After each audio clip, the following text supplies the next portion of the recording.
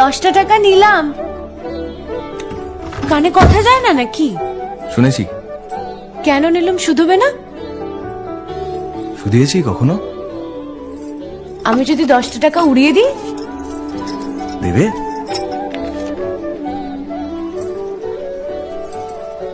আমি তবে যাই। আমরা থিয়েটার দেখতে যাচ্ছি।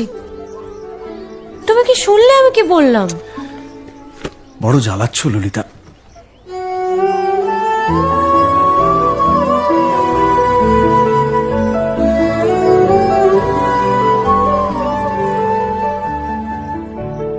কি হয়েছে?